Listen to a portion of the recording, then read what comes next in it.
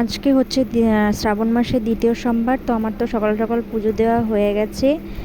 আর এদিকে দেখো মিটি সোনাকে রেডি করে দিচ্ছি, কারণ আজকে মিটি সোনার স্কুলে এক্সাম আছে। তো কালকে হচ্ছে আমরা দাদাদের ওখান থেকে এসেছি, আর আজকে যে পরীক্ষা দিতে চলে যাচ্ছে মিটি সোনা, যে পাপার গাড়িতে করে।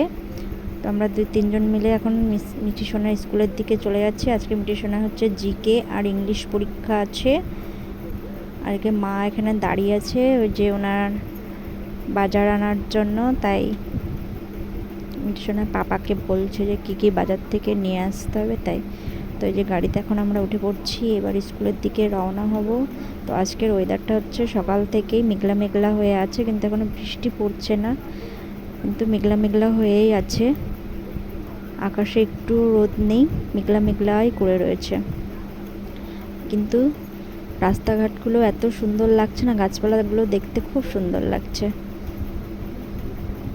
তো প্রথম সোমবারটা তো দাদাদের ওখানে দুর্গাপুরেই করা হয়েছিল, আর এবার সোমবারটা শ্বশুরবাড়িতেই করা হলো। মানে মানুষ কোথায় কখন কোন জায়গায় থাকে কেউই বলতে পারে না। ভগবান সত্যি, মানে মানুষও বলতে গেলে এক প্রকার পাখি। মানুষ আজ এখানে কাল ওখানে। তো দেখো স্কুলে তো আমরা চলে এসেছি। তো মিটি সোনায় দেখো এক্সামও হয়ে গেছে। আর ওই যে রাস্তা, ফাঁকা রাস্তাটা দেখলে ওখানে আগে মিটি সোনাদের ক্লাস হতো, কিন্তু ওই ঘরটা এখন ভাঙা হচ্ছে, ওখানে আবার নতুন করে ঘর তৈরি হবে। তো এখন আমরা দেখো চলে যাচ্ছি, মিটি সোনার পাপা আসবে। আর মিটি সোনার একটু মনটা খারাপ,